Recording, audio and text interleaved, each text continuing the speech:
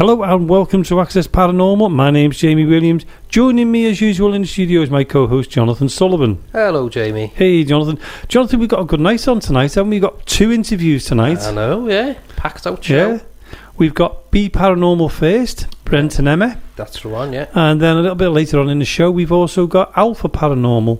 Yeah. Who is based in Germany. Yeah. And he's Portuguese. That's right. So they're 2 good interviews we had there, wasn't they? Yeah, nice variety. Yeah. No. I know what you're going to say because I've been trying to practice his name before we interviewed him, didn't I? I've got it written down. Yeah.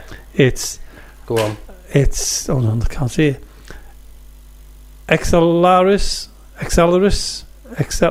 Pedro. Yeah, Pedro for short, isn't it? Yeah, Pedro for short. I know, yeah. You try saying that. No, it's really hard, isn't it? That's why I made you try and do it. I know, yeah. I can see on your face. I thought, I know what's coming up. And then what did he say? Just call me Pedro. Just call me Pedro. Yeah, because when I was talking to him, wasn't he? He said, "Yeah, just call me." I went, "I like him already." But at least Brent and Emma's easy to say. It is, yeah. Or as I was calling him, Brett. Oh my God, that doesn't surprise me. Yeah, well, you know what I'm like with names, don't you? And have you been watching YouTube? I ask you this every week, along with Lee when he's here. Well, I've been busy, as you know. I don't want any excuses. Now I have seen a little bit. Now listen here, Sullivan. Right, we do this show.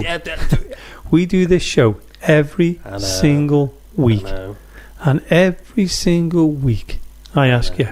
I know. So you should be ready for it. I've just been busy. Mm-hmm. What else can I say? Mm-hmm. I'm not going to lie to you. Starts with Bull. The rest I'm not going to say. I'm not going to lie to you. I've only watched a little tiny bit of YouTube though. I think one, and it was in the daytime, believe it or not. And it wasn't a horror? No. Well, I have. Go on. I actually linked into a good friend of ours. Yeah. Donovan Newton. Oh, Donovan, yeah. Yeah. But the thing is his videos, he quite a few years old. I think one was 2015, one was 2016, around that era. That's when he used. Yeah. Because he stopped for a bit, didn't he? Yeah. Well, I messaged him. Said I was watching your videos there. Nearly called him Brent. Donovan. And he messaged back like, they're ages old. And I said, I know. I said, I think you'd only just come out of nappies when you'd done them. Yeah. But what I've got to say though, they're really good. Yeah, they're good, yeah. Yeah, they're only about 15 minutes long. But I think it was like when he first started out, he had he's got his little red quiff and things like that, Right. Yeah, still got his pimples on his face. I hope you're not listening to this. Let's have a look at that. But they are good. Yeah. They are very good, and they do catch you some stuff as well. Oh, brilliant. Because there's him and his friend who were doing it. Yeah. And I thought, I'll watch them, because I said to him once, I said, I'm going to watch them. Yeah. So I had the chance to watch them, and they were very good. Oh, brilliant! So I'm actually looking forward, because we know he's out and about now, and he's doing his own filming now. Yeah. And he did say to me on the phone, on a message, like that I'm going to look, these ones are a lot more better, or this one is brilliant. So experience now, isn't he? Well, yeah. And he's got rid of the pimples and the old quiff and everything. I think he's grown about 6 foot since that video as well. He was tall. Tell me about it. Yeah. Never forget it. I'm hoping he's going to be coming in the next couple of weeks to the show. Oh, that'll be good to see him again. Yeah, great to see him again, won't it? Yeah. At least I'll be able to talk to him instead of you. Yeah. And Lee. We'll have Lee in next week. Oh, good. So I'm looking forward to that. Yeah, not seen Lee for a while. No, I've spoken to him, but I've not seen him. So it'd be nice to see Lee in the building again. Yeah. He can only come in every other week, can't he? Really, because of work. It's a pain because I'd like to have him in more regular because the three of us go well together. Yeah. And like I said, I don't have to keep talking to you then. But what we've done tonight, Jonathan, we've put a cat ball on the chair in the studio, haven't we? Well, yeah, because you thought you saw something, didn't you? We were just setting up. Yeah, well, we'd done an interview, haven't we? And we were just setting it up to record the show. And then you suddenly looked up because we've got the door open and we've got cat balls out there anyway. Yeah. So you said you saw like someone like go across. Yeah, when I was sitting here, and, like you were sitting opposite me, and we were talking. Yeah. And I honestly thought I saw something move quickly across. Yeah. Whether it was just my eyes, I don't know. But straight after that, I heard something. Yeah. And yeah, I'm sort of side onto it now because I don't want to have my back to the door with it being wide open like that, and you've seen something, I've heard something. So we decided that you're sitting you're on mic number 3, I think it is. No, you're on mic number 2 because I'm on the main mic. Yeah, I'm on 2. And mic number 1, what we've done is we put a cat ball on the chair. Yeah. We've moved the mic away from us. Yeah. But we've put the volume. We've put it up. Yeah. So that mic's on. Yeah. We've opened the door. Yeah. We've invited anything that's here to come into the building. Yeah. To come and sit down. To come into it, sit down, and if they want to, they can talk to us. Yeah. So we're leaving that mic wide open. Whether anything will happen, who knows? But we've had stuff up here before. We've had EVPs, and we've actually had stuff through the mics, haven't we? When we've been doing interviews and stuff. Yeah. In the past. So you don't know, do you? We did. I mean, we only thought about that tonight, didn't we? I mean, we could have done it a few times, but we didn't. Yeah. Yeah, we've never done it. So we've got an open mic night for Paranormal tonight. Yeah. Try saying that. No. No. Yeah, so it should be a good little show tonight. Yeah, I'm looking forward to it. We've got another show to record tomorrow night with a group, haven't we? We won't say much about that yet. No. And that'll be on in a couple of weeks' time. Yeah, that's the one. Everything's going good. We'll have a few more and for the future. Oh yeah, well we've already got one, haven't we? We've got a good one coming up, but that's a good one coming up. That's in June, July time. Yeah, so that should be a good one. That'll be interesting. What's his name? Craig Aarons. Yeah, Craig Aarons. Yeah. So that'll be a nice one. We've got more coming up, but we don't want to give everything away because So and talking about Mill Street, because we've had the privilege of having our studio in here. We've had the privilege of being able to be in here with the lockdown and everything else because of the show. It's getting really booked up now. Well, do you know what? I'm glad. And I hope everywhere else is as well, to be honest. So do I. It's about time, really, isn't it? Yeah. You feel as if normality is starting to come back into the world. It is a bit, isn't it? It's getting there now. Finally. Yeah, at last. So we got a lot of groups. I know, is it July, August is really booked up in this place. Really full, yeah. Wow. Especially the Saturdays. So I'm over the moon because like the amount of work you've seen it. We've been in the build. Brand new carpets have been put in. Yeah. When people come, when the groups come, you'll see a difference. Yeah, you can. The decorating's being done in places. It looks absolutely fantastic. That's where your money goes. Yeah, that's where the money from the paranormal world goes. Yeah. And we have missed it, and we're so proud to know that the paranormal groups are, coming here and funding to keep it open for the kids. Yeah, that's right. That's and rightly so as well. Do you know what I mean? You've got the cadets there as well, and it all helps them out, doesn't it? Of course it does, yeah. So it's all good. So if any groups are wanting to come in here who haven't booked it yet, get in touch with me. Yeah, not a problem. Get in touch with me. Yeah, just go onto the Mill Street Barracks website or Facebook page. Yeah. Get on there. Give us a call. Guess you didn't turn the volume off on the phone, Jamie. Oh dear. Let's see. Do you know what? I'm curious now. When you get to the point. Guess who it is? Go on. Emma. Oh. From I'm gonna have to have a look. Paranormal. Yeah. So she's just messaged them. They're looking forward to coming in. Yeah. They'll be in soon. Yeah. So I'm looking forward to that. Brilliant. Yeah. And anyway, go on. I'm not going to bore anybody anymore because what I'm going to do now is I'm going to take it. Right, on that note, here's the interview we did with Brent and Emma of BE Paranormal.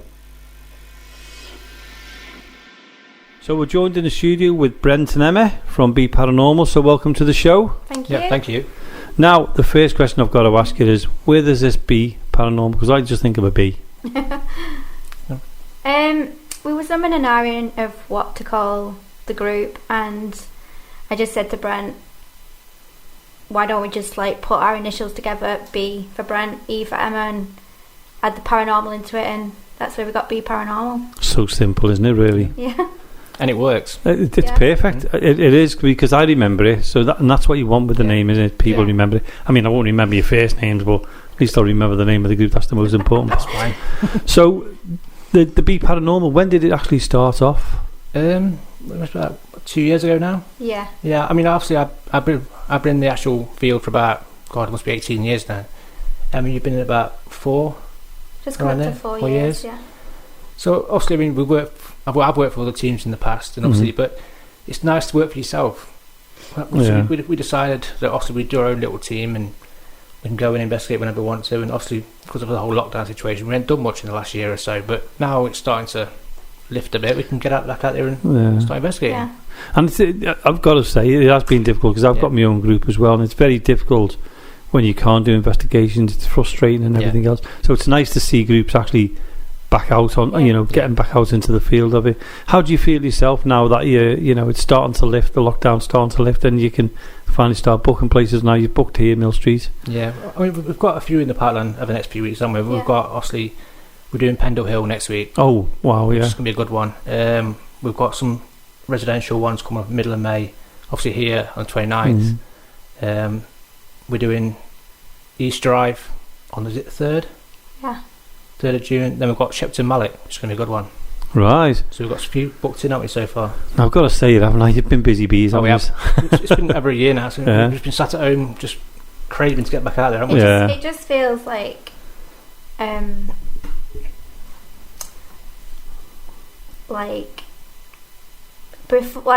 lockdown it felt like it was like forbidden to do anything, and it feels like getting a bit of freedom back.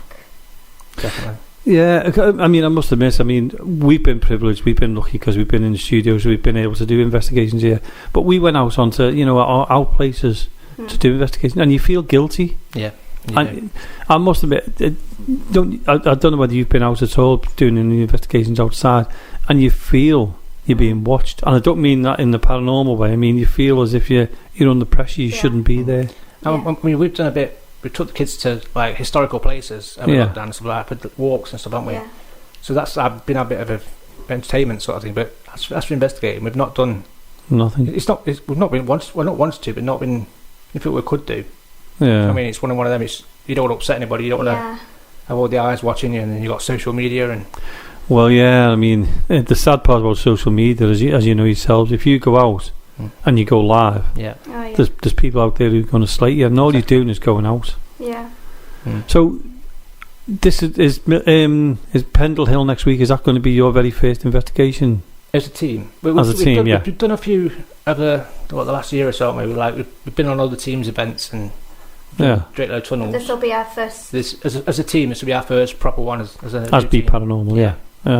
And have you done Pendle Hill before? Because I've never been there yet. It's an investigation, no. But obviously we visited with the kids during the day, haven't we? And we've walks around and got some strange occurrences during the day, haven't we? Yeah, so it's just a weird feeling. I've got to ask, you using your kids to go doing recce's? Yeah. They absolutely love it, don't they? Yeah. We let them use the K2 meters and all them, and they walk around with it and they're going, oh, is that a ghost? Is that a ghost? And you're like, no, it's just a bit of EMF, but you're alright. When I was a child, I was scared of the paranormal. If someone said that there was a ghost in my house, that would be it. Yeah. Since I've been growing up and I've become more open to the paranormal, I want that for my children. I don't want them to be scared of being in their own house. I want them to know that not all spirits are evil like you see on the TV. So, yeah. But they love it, don't they? They're always asking to watch Ghost Adventures and Lockdown, and can we watch Lockdown? Yeah, of course can. No, my children will watch CBBS, but I was like, can we watch Paranormal Lockdown? Can we watch Ghost Adventures? So it's like... But if they're not frightened of it, what harm is it doing? You're responsible people, so... We never take them out at night time. It's all daytime stuff, and it's all historical. So we learn them about the building as well, so it's a bit of education for them, and they absolutely love it. And when they go back to school and, what child can say they've been to a historic building and they've heard a residual voice that they learn in history, and they've heard that. Well, that's a brilliant way of doing it, isn't it? So they're learning the history, they're learning not to be afraid of things that go bump in the night, which is brilliant. I mean, this would never have happened years ago. No. You know, it was a no then years ago, wasn't it? But you've got to think, obviously, when we're too old to carry this field on, the children are going to be the future of it. They're the ones taking over what we're doing now. And we want to learn them the correct way to go about investigating, not to mess with being responsible. Yeah, because I mean, you see it so many times, don't you? People just jump in at the deep end, and there's ways and means of going about it. So I'm going to ask Brett first. How did you actually get into the paranormal, Brett? Brent. It's something I've always been interested in since a child. I mean, there was a park where I used to live in Nottingham. Right? I was only a child, and I was walking with my parents around this lake down the bottom, and obviously I didn't know about ghosts and that sort of thing then. But I saw like a lady. I looked across. I saw a lady dressed in like what I know now is like periodic clothing, like a long flowing big dress. I saw her, and then looked away, and looked back, and she completely vanished. So you actually saw the full apparition? Obviously, thinking about it now, I must have done. Yeah. For that time period, that dress wouldn't have been like that's not the normal. But obviously, then as a child, I didn't think anything of it. But I was always had interest, like growing up watching Most Haunted and all those sort of programs. I've just always had an interest for it. And yourself, Emma? It started. My nan passed away, and there was a bit of a situation where towards the end my nan would get like quite nasty, if I'm going to say, and it would always seem to be like it was aimed at myself. So when my nan passed away, I tried to like get into the paranormal to see if I could find her, to see if I could find the answers that I didn't get while she was alive. And then I was just on Facebook one day, and someone had put an EVP recording, and I commented on it, and I said, does anyone know if there's a team out there that's looking for someone to join? And someone tagged Brent's name in it, and the rest is history between you two. I actually on our first investigation I don't know if you've heard of the Watermillick in Bolton. I've heard of it. We were doing table work, and my nan actually came through. Really? Yeah. And I found the answers, and now you're happy with it. I've got closure. So. And I mean, both of you. So did you actually meet? I've got to ask this now. Did you actually meet through the paranormal? Yeah. It was basically, obviously Emma's name was tagged into it with one of our posts, and obviously we got talking, and I said she asked if we had any team spots available. I said, yeah, we've got some come and try on an investigation with us. And we just got talking, didn't we, and stuff like that, and just carried on talking from there. For months on end, we'd call each other every day and talk for hours on end. And it was over a month before we met. We met each other, just talking through social media and about paranormal, and then obviously we met up a few times, and I've now moved from Nottingham up to Bolton to live together. So it's now fantastic. I can't get rid. But the thing is, I mean, were you with Brett when your nan came through on the investigation? Yeah. So it was, in a way, it was meant to be, wasn't it? I mean, your nan's brought you together in that way, whereas. And it's a nice story when you think of it that way, isn't it? So you were saying about your nan was quite aggressive before she passed away, and it's probably frustration, but also she's got you two together. I actually she's asked that question on the board, and she answered it. Yeah. Like, yes. So did you think that was the door creaking then? No. For a minute, I was like, "My God, the door opened." Yeah, just for the listeners though, the co-presenter Jonathan Sullivan's just coming to the studio. He's been running late tonight, and I'm with Brent and Emma of BE Paranormal. So sorry about that. The door wasn't a creaking. It wasn't a ghost. It was something more scary than a ghost, to be honest with you. But going back to your group itself. Now you've been going. Did you say for is it 4 years? BE Paranormal. Oh no, it's been going 2 years. About 2 years. It's all right. I know what that is, and we're going to leave that in because that's one of my good errors. I forgot to mute it. So sorry, Brent. Brent, what was that? It's been running for about obviously 2 years, but obviously with the whole lockdown situation, we haven't been out doing that much, have we? We've done a few lives on Facebook and tried to interact with people, and we have to start a little business up at the minute, making paranormal equipment.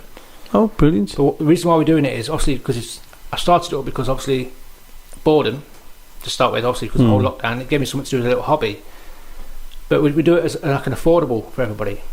Rather than look at some of these that's charging £300-400 for a REM pod and stuff. We do ours at £20 a pop. Yeah. And it helps out. It's our way of giving something back to the paranormal community as well. Exactly. It helps out those that can't afford to buy those expensive bits of equipment. But it gets them out there investigating. It does the exact same job. That's it. I mean, Emma was in, Emma Flood. Emma Flood was in. We'd done an interview with her, and she come up with a really good name, and it's stuck in my head now. It's Paracommunity. Yeah. And that's what it should be. Yeah.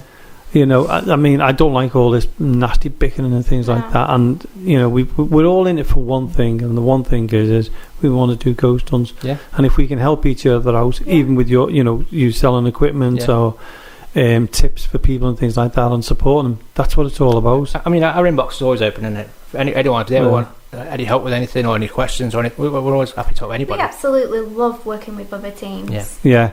It's the same with us. And Jonathan's behind you. He hasn't got a mic, so you're lucky, really.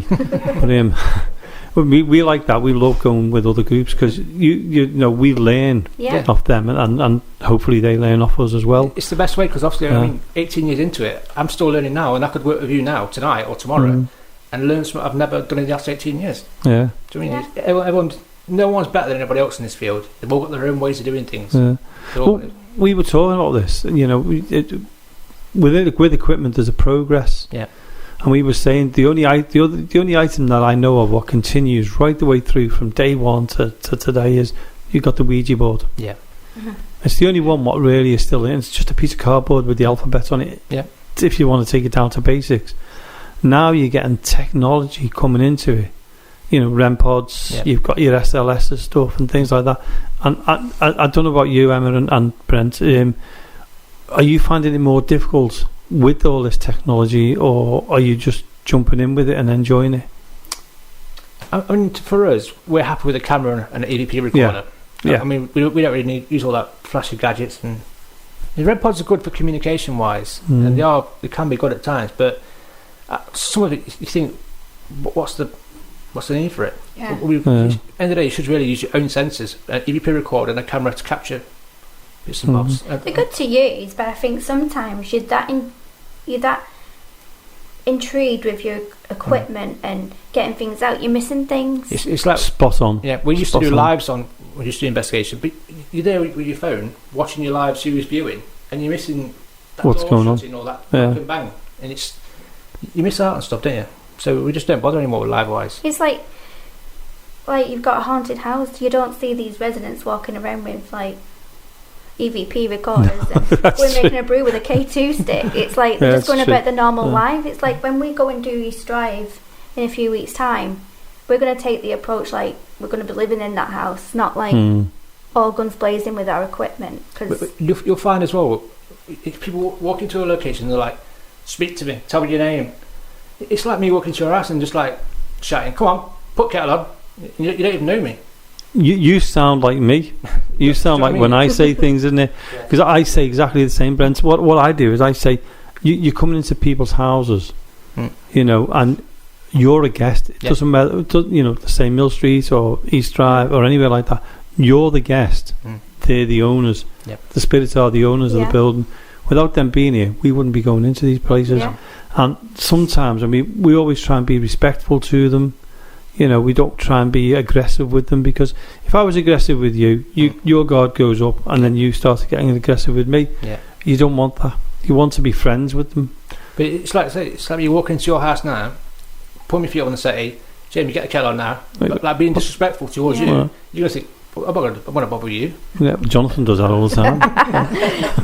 It'd be the same with spirits, wouldn't it? If you start saying, right, tell me now, open that door, do this, that and the other. Yeah. They're like, no thanks. Well, we had, I don't know whether you've heard it or not, we had somebody on called Chris Cannon, and we were talking about this, of the way people speak to each other and the way spirits are going, and he was saying, if you say, could you do me a favour, you're asking them, you're not telling them, you're asking them. And it's I've got to admit, it's made me think of the way I call out, because I say, could you tap on the wall, could you do this, and it's made me think, because we all say the same things. Can you knock twice? Yeah. Can you whistle? Can you open the door? Yeah. These are all common things, what we all say. Yeah. And where have we got all that from? TV. Yeah, definitely. You know, we're reading what people are saying on TV, we're copying it, because that's what you do when you learn it. Like we said earlier on, we're learning from other people. And we're learning from the TV, because there's so much, as you know as well, there's so much out there now. Yeah. Definitely. And so I've got to ask you, you've been to some locations now. Have you been to East Drive before? Well, obviously I've done it over the years 5 times now. It's really, it's interesting. Yeah. Definitely interesting. It's not, I don't know, it's a strange one. It could be hit and miss. Yeah. You can go there and have a good night and have loads of activity, and go and have absolutely nothing. I mean, there was one time I went and I fell asleep on the chair. It was like nothing was happening at all. It was like being in somebody's house. Right. But I suppose it's like any location, you can go and have an active night all night, and then like, we can come here tonight and have an active nothing. Night. Come here next week and get absolutely nothing. Yeah, we've had that loads of times, haven't we, Jonathan? It's like, you've got to think that they're not performers. They don't do it on your command. They'll do it when they want to do it. Yeah, it's nice that you're saying that as well. Now, Emma, I mean, I don't mean this in a horrible way, but you're a young girl and everything else, and young girls go on about that. What made you come into the paranormal like us? Well, and I don't mean that in a derogative way. I don't mean it in a horrible way. But what made you want to be a paranormal investigator? Obviously, the Nan situation, but it's just the feeling that it gives you. Like, I can't explain it. Like, I'm not going to lie to you. Like, I'm here at Mill Street Barracks. I'm absolutely crapping my pants. I'm not. We've never had that said on the radio before. I've been to locations that I'm scared. Yeah. But I like the feeling of being scared. Really? Yeah, I don't know what it is. It just, I don't know. Would you do a lone vigil? Do you know what I was going to say to Brent on the way? So I was going to ask Brent the same question. Oh, maybe soon, but not yet. I'm just not ready yet. Sorry, Brent. I was going to ask you, did you want to go and do one for us with a recorder? I'll do one. Yeah, but you're not Emma. No. No. I must admit though, Emma, my partner Marie, if I said to her the same thing, she'd just go, yeah, I'll see you in an hour. Because she disappeared the other week with the recorder. We didn't know, did we? She went off and she was down in the cellar here, calling out on her own.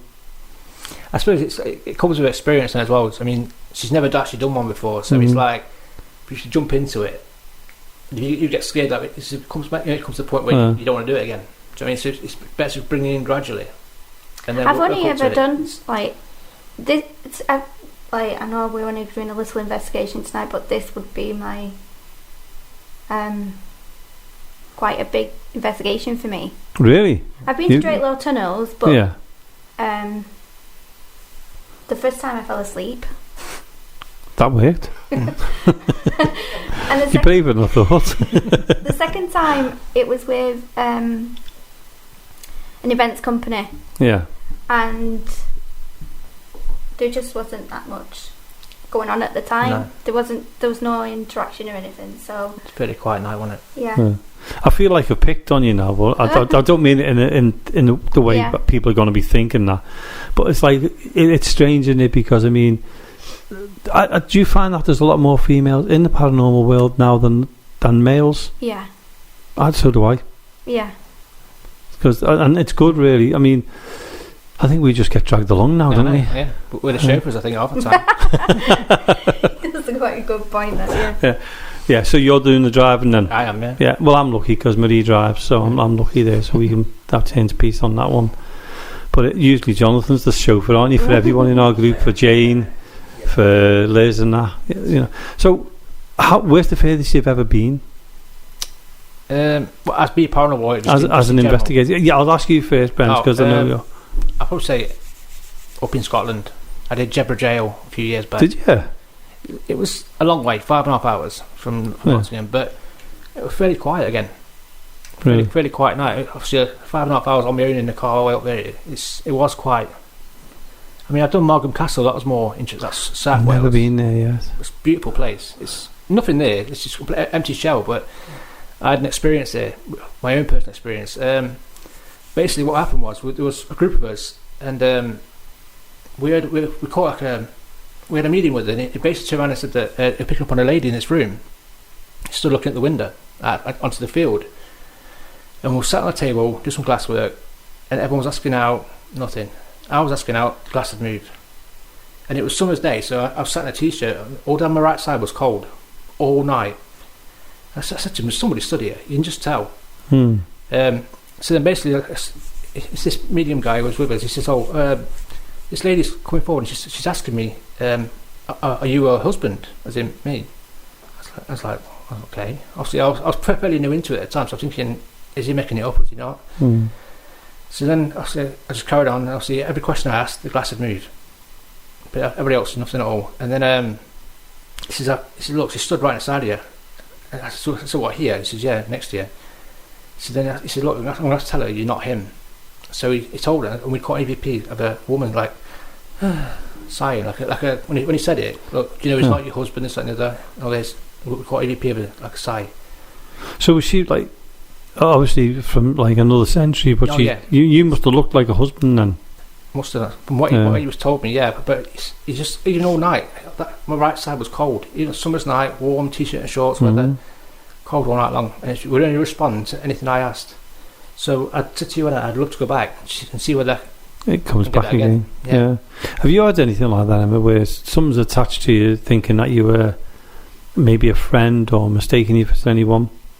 No, not yet. Not yet. Yeah. Still time, isn't it? But have you had anything ever follow you? No, but I was saying to Brent on the way here, every time I've been to a location, I've gone home and had nightmares. Really? Yeah. That could be talking to me, you know.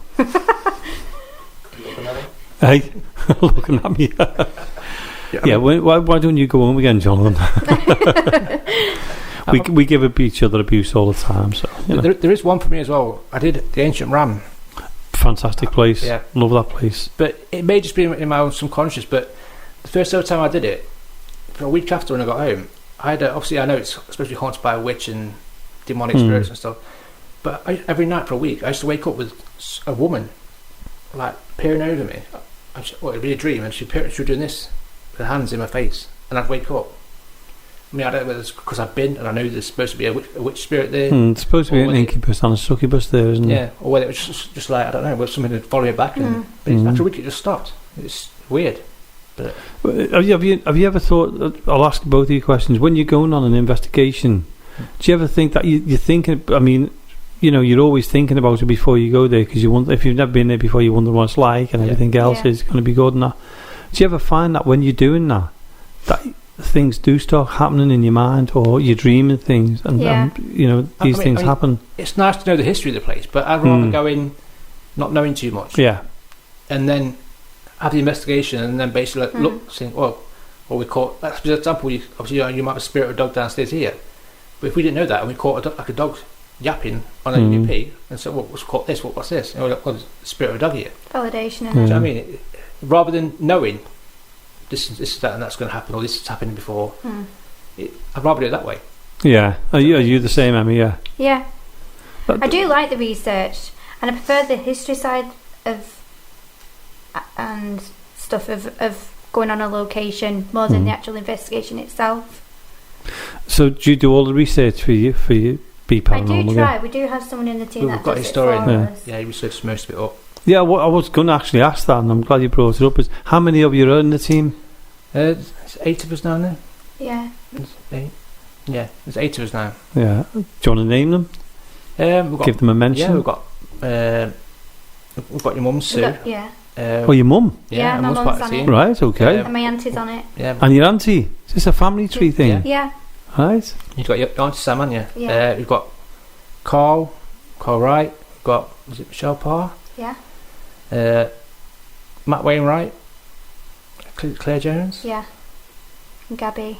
I've got Gabby. And we've got 2 new additions the last week or so, haven't we? Was it Lisa and Jason Clark, I think, was it? And will they be coming to here with you? Yeah. Now, do you do public events with them, or do you just do like a group event? Just a team. Just a team. You never do public. I've done public in the past, and it's enjoyable to see like public, like interacting with the spirits and getting that cater going up and all this. But as an investigator, you can't investigate yourself properly. No. You're sort of watching what they're doing and make sure they're having a good night. And I won't be very good with a group of people because I'm too scared. Listen, you haven't been on an invest with me. I mean, I do get scared, but I'm calm with it all and all that lot. But there's been times. I mean, me and Jonathan have done quite a few, investigations here over the last year or so, and there's been many times where me and him have been sitting there scared, but we carry on.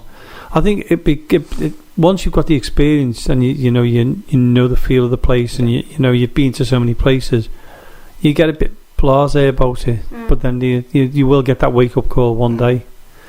And I mean, Brett, you've done a lot more than Emma, I assume. I still get scared still. I'm not gonna lie. I'm quite a few, probably 6-7 years ago, I did Gallows of Justice in Nottingham. Lovely place. And all my team at the time said, look, you go and do a lone vigil down the oubliette. So I'm trudging down the stairs, went and did it, lasted 10 minutes. Whereabouts? Down the oubliette, that was downstairs, like the dungeon bit. Right, yeah. Not the church part, because it's like the cave, isn't it? What goes into like you're down into the cave bit, then you follow it around, you've got like a little hole. Where you it looks like a cave, doesn't it? Yeah. I lasted 10 minutes.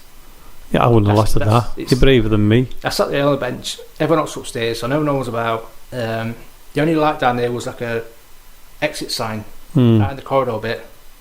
I heard footsteps going in the corridor bit, and then obviously after a minute a black shadow went across the door, blocked the light from the door. That was it, I was gone. I would have been gone before that. I don't even think I'd have got down the steps. Honestly, my feet never touched the floor like I thought they were steps. I was. It's like them cartoons where you go. But yeah, I mean, I've been to the galleries just actually. My partner Marie, she actually seen an actual figure there. I think she said it was a little girl at the time. She said she just walked past her, but at the time she just thought it was just like somebody going past, and then she realised it was a child. When I went, I mean, I was with them. I don't remember much about it, to be honest with you. I remember seeing it was a fantastic building, huge. Oh, it's massive. Yeah. Easily get lost in there. I wouldn't like to get lost in there, mind you. But another place is Beaumorris Jail. I've not done that one. I've heard about it, but I've not done it. Yeah, it's a stunning place. Yeah, and it's Anglesey, as you know. That's a good one to do. Here. Yeah. I believe you had a walk around a little bit earlier on. Yeah. And I was told that you actually heard footsteps coming across. It's the three of us were downstairs, wasn't it? Or sorry, four of us were downstairs in the basement, and obviously I think there was one little lad. Yeah. What his name is? He was upstairs. We were sat in the far room where we was sat earlier on, and we were just talking away, weren't we?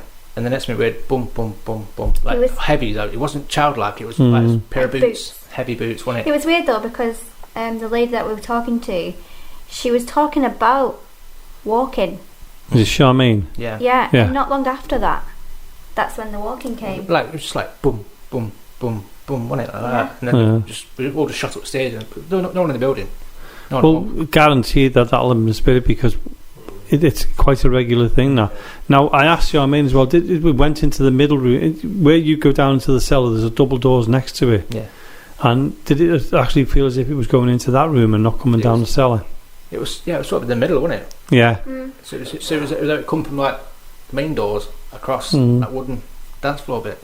Well, when you do an investigation, we'll be doing a little one later on, but when you do one, what we've done is the cat balls. We put the cat balls in that room. Yeah.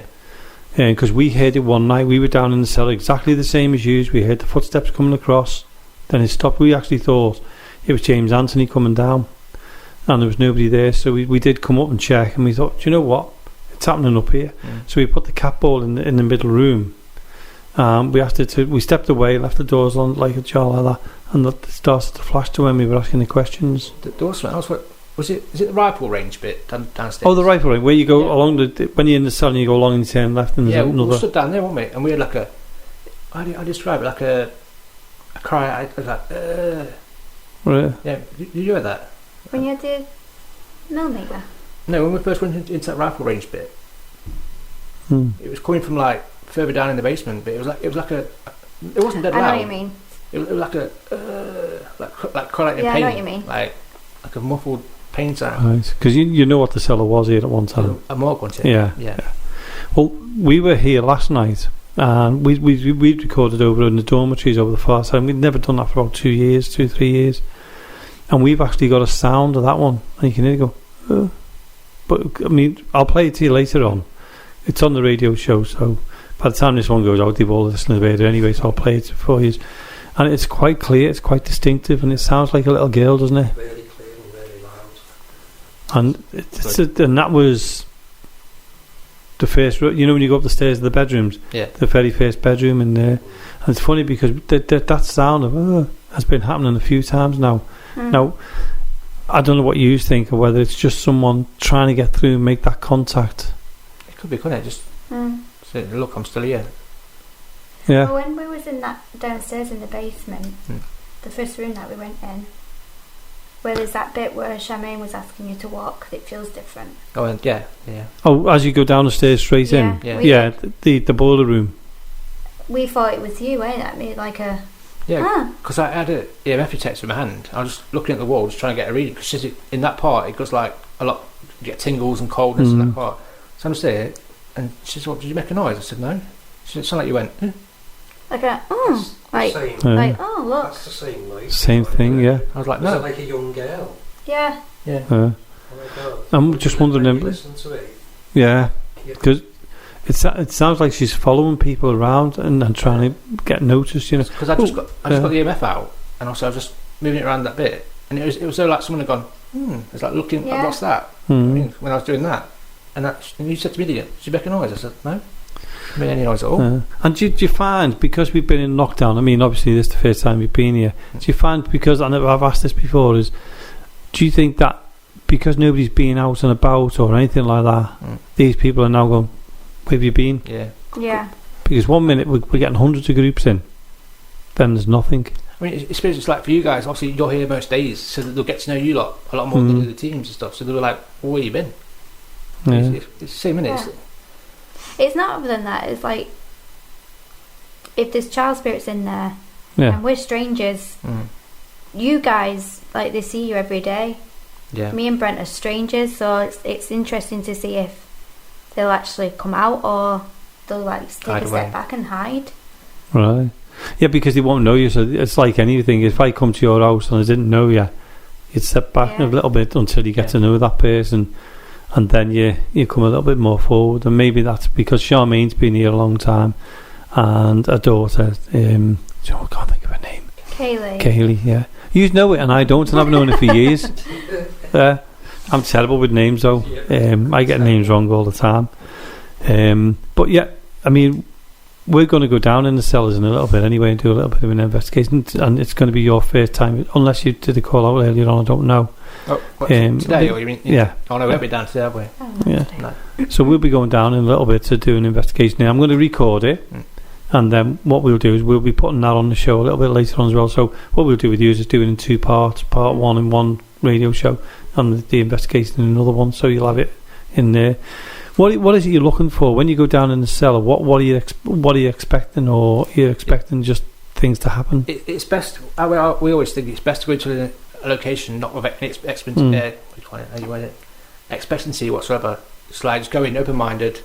If you come away with nothing all night, you come away with nothing. If you get some interaction, you get something happening, or that spirit ball goes off, that cat ball goes off, or you get a knock on the door, or you know what I mean. That's added bonus, but don't go in expecting. I think if you go in expecting too much, you're going to go away disappointing. Yeah, because 90% of the time you get nothing. Yeah. And like you said before, like the spirit's getting to know you. I think it's a bit of like you can't go into a location the once. No. I think you need to keep revisiting that place. I think the more you revisit it, the more the spirits get to know you, the more they're going to come I do think they remember you. It's like now, if we come back next week, we'll probably remember each other.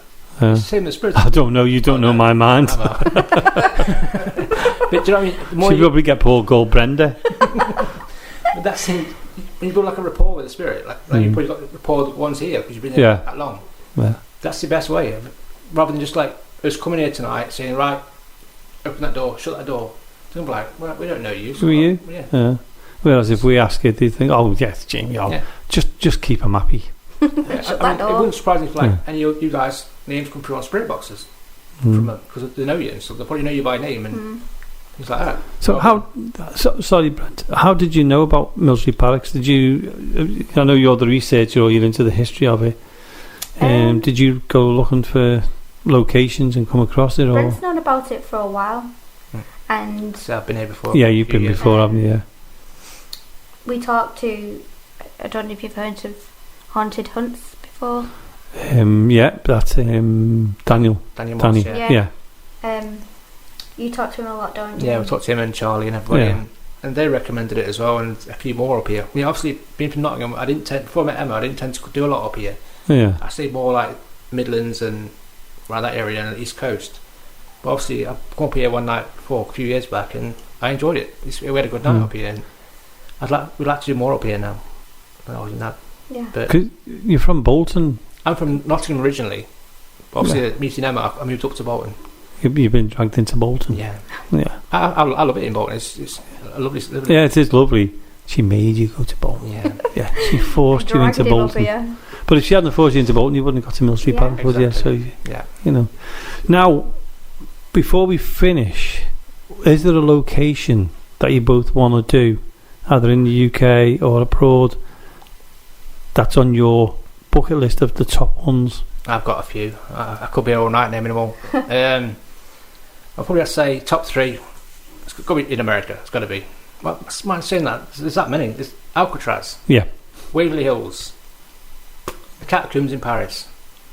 Blad's Castle, Transylvania. Yeah. There's so many. Ireland, Lep Castle. There's so many. I couldn't. But I think the top of the list has got to be Waverly Hills, I think. Is it? Mine's Alcatraz. Yeah. Yours?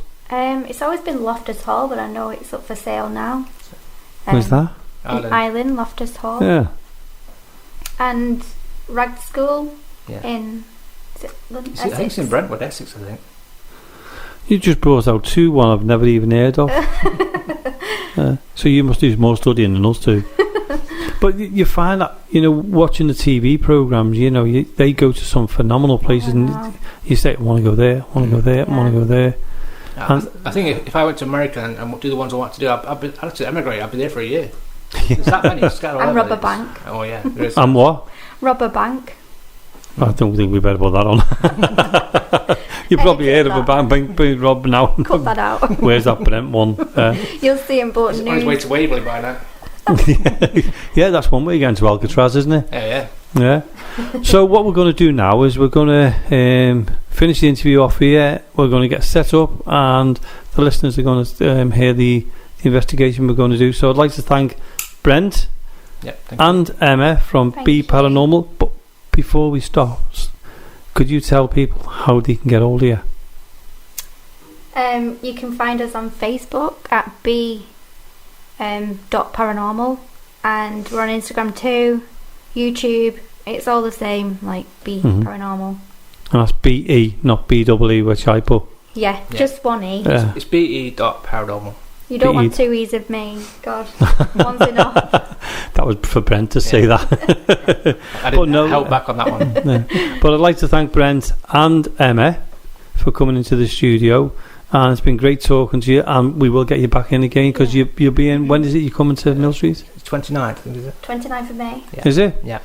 Well, what we'll do is when you're in here, we'll give you another interview before your investigation, and then after your investigation, and see how you feel beforehand. And we'll get you grouping as well, if that's okay with you. Yeah, brilliant. They'll love that. Yeah, love it. So from Brent and Emma, I'd like to thank you both for coming in. Yeah, thank you very much for having us. I've really enjoyed it. Thank you. Yeah, thanks a lot. Thank you. Well, that was Brent and Emma there from BE Paranormal. And Jonathan, what really nice people they were, coming into the studio and letting us know a little bit about themselves. Hey, Jonathan, am I doing this show on my own or not, Jonathan? Did you not see that then? See what? Sure, that cat ball just went off out there. I seen something. Seriously? It's funny. I mean, sorry, I was looking at the screen at the. Look, you've got me all worried now. I didn't even know you were starting. Yeah, what I was doing was, because it's pre-recorded, I was just editing it, and then I said, right, we'll start recording now. And suddenly you're looking outside, and you're still looking outside. I know. Did the cat ball go off? I didn't see it because I was concentrating on that. That's where it went off. Yeah. And I see movements out there.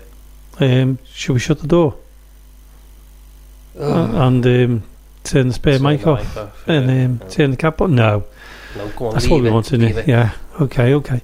So if anybody is outside and you want to come in, and if you can make that cap or flash again, or the little toy ball on the floor, please do so, or come into the room with us and sit on this chair. I'm pointing to the chair where the microphone is. If you talk into that item there, we might be able to hear your voice. So you've made yourself known. I know. Come and join in on the show. Yeah. Don't stand there and watch. Just come in. Right. Yeah. Should we get back to the show now, John? Yeah, go on then. It is strange. I mean, I like things when things happen like that. Yeah. And I don't like cutting things out, as you know. So I know. It's going in as normal. Yeah. As I was saying, Brent and Emma. Yeah. BE Paranormal, really nice people. Yeah.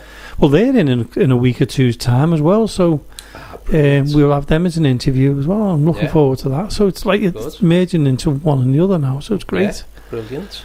Can't wait. Yeah.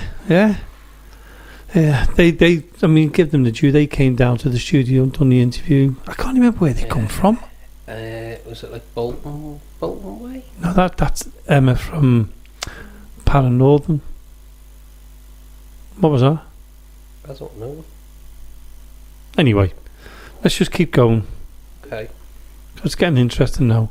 Yeah, it is. Yeah. That's what we want. Yeah. And that's what the show's all about. I'm sure they were from down that way as well, Do you know, we'll ask them when they come in. Yeah. Sorry, Brent. Sorry, Emma. Yeah. It's Jonathan's fault. He didn't write it down. Yeah. Probably I could have written down somewhere, Oh, we've got notes everywhere, Jonathan. I know. Well, the thing is, we've tidied up the studio, so we've tidied up where we knew everything was. We don't know where anything is now. I know. That's it, isn't it? I don't know.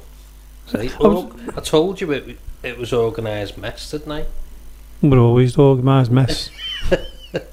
Every week it's the same. Every week we come to the studio and go, right, we're going to do this, we're going to do this, we're going to do this. Do we do it? Every couple of months. I know. But you know what? It's good. I know, yeah. I was watching TV and a couple of nights ago, and The Conjuring's coming up, isn't it? A new one. New film, yeah. I can't wait. Really can't wait. Yeah, Ed and Lorraine Warren. Yeah. My heroes. Yeah. Have you seen the trailer to it? I have seen the trailer. It's a very good trailer, really. It makes you want to watch it. Was the trailer you watched the one where she's on the hill? Yes. Yeah. And the hand comes and grabs the leg. That's the one. Yeah, you've done that to me. I know. Yeah. But no, seriously, that looks a good one. There's a lot of stuff now coming out, with there's a lot of paranormal stuff coming out. Yeah, I think it's a bit lockdown easing off a bit. Then I think over the next few months we're going to see a lot more stuff coming out. Mm-hmm. But The Conjuring, the devil made me do it. Yeah. Very interesting. That's a good excuse, wasn't it? I don't know. I know what the other ones has been. I knew the story, if you know what I mean. Like the Enfield. Yeah, because they're all true stories, aren't they? Obviously. But I don't know what this one's about. No, to be honest with you, I didn't even know there was one coming out. It was only when I seen the trailer the other night. I went, gotta watch that. I knew there was one coming out. Yeah. I was just waiting for it. Is it this weekend or next weekend? I think it's next weekend when it comes out. You're going to the cinema to watch it, aren't you? I'm going to go to the cinema and watch it, yeah. I'm tempted myself. I've been waiting for this for a while. So, yeah, looking forward to that. And I've been watching Bad Ben. Have you? Not the films. He goes out live in his car. Yes. If anybody's not seen it yet, you must go and watch Bad Ben when he goes live in his car. He's so funny. Car? Sorry? In Dorothy's car. Is that who it is, Dorothy? Yeah. Yeah.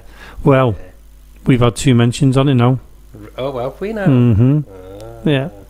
I've got to be honest with you, I haven't had a chance, but I've got to message him privately. Yeah, he's going to say, I know it's a bit what's the name, but he's going to sign one of our posters. You know, the poster we designed with Brad Ben on it. Yeah. Going to send it over to him. He's going to sign it and send it back to us. Oh, super. Boom. That's going on our wall. Oh, brilliant. Can't wait. Brilliant. Yeah. He was such a nice man, though, wasn't he? Yeah. Well, we've got to get him back on soon. He's a must. Yeah, we'll get in touch with him and get him on. I'd like to get his partner in crime, Mary Dorothy, back on with him as well. I know, yeah. It's a CA version. Yeah. So that'll be a good one. Yeah. So we'll sort that out. His viewing's gone right up. I know, yeah. Must be because of us. I'm not going to say, but it could have been us. No, he's done well, hasn't he? And if anybody wants to join us, sorry. Well deserved. Oh, definitely, yeah, really lovely man. And if anybody does want to get in touch and come on our show, they're more than welcome to. They are. And because it's behind me, Jonathan, I'm going to get you to read them out. Okay, so you can get in touch with us via our email, which is info.accessparanormal@gmail.com, or you can send us a message on either Facebook or Instagram, which is Access Paranormal Radio Podcast, and you can also get us on Twitter, which is at Access Paranormal 1, and you can also get us on YouTube. All the shows are still there. Most of them. There's a few more getting uploaded. I'd say within the next couple of weeks we'll be right up to date and they will all be there. Yeah, we'll have the whole lot on then, won't we? Yeah. So we always get messages, don't we? Saying when are you putting it on YouTube? Yeah, and I hold my hand up. I used to moan at you, didn't I? And it's been me, but I've got excuses and I'm not going to. I know. So I've got the excuses. I know you'll get them done. Oh, definitely, 100%. I'll get them done as well. I know. So we're coming up to almost a year of the show now. That's crazy, isn't it? I know. That's crazy. This is our 41st. Yeah, it is. Yeah. So another month or two we'll have been going a year. No, that's Can't believe it. Crazy to think. I know. Isn't it? Well, if you calculate all the 2 hours up for 12 months. I know, but Jamie. Well, it's not just 2 hours. No, the show might be on for 2 hours. Yeah, but then you've got all the other shows. Yeah, but it takes more than 2 hours to make them and all, doesn't it? No, it takes 2 days with us. Oh, 2 days. I know. We're letting our secrets out here, aren't we? The show. We come into the. Do you know what? Let's put that on the table now. We come into the studio and we go, right. We've got an itinerary of what we're going to do. Yeah. It's not worth doing the itinerary because it just goes out the window. It goes to plan, does it? No. And what we do is we come in and we say, right, this is what we're going to do tonight. We got the interview with so and so. We got this. Let's talk about this. And do you know what? It never ever goes the way we want it to. And we always have it done. And we can say, right, 2 hour show. Yeah. We've got that interview. We've got that investigation. So we only need to talk within these. We only need to do that. And a 2 hour show can take us 6 hours, 5 or 6 hours, can't it? Remember all them weeks when it just kept going wrong? Don't go there. I swear that was not technical faults. No, it was horrendous. I swear down that was paranormal. Do you? Yeah, I really do, because there was no explanation for it at all. No. Whatsoever. We couldn't work it out. And then if you look back at other things as well, when Dark Territory were here, the voices, the hello, wasn't it? Yeah. It was a hello through the headphones, and then was it Carl laughing? Or Sean who went out there laughing, and then they were laughing. It was like, I've said hello to you, now you've gone out there, now I'm laughing at you now. But everybody heard it. Yeah, everyone. The whole team heard that. And then we had the night you were sitting here, we were both sitting here, and I thought you'd said something to me and you hadn't. Yeah, that was through the microphones again. Yeah. And we put a microphone out tonight and we've had nothing. I know. Well, I don't know. Yeah. Well, tell you what, let's give the listeners a break from our talking and yapping on and things like that. And what we'll do now is we'll go across to the interview we did with Pedro from Alpha Paranormal over in Germany. Yeah. And this is how it went.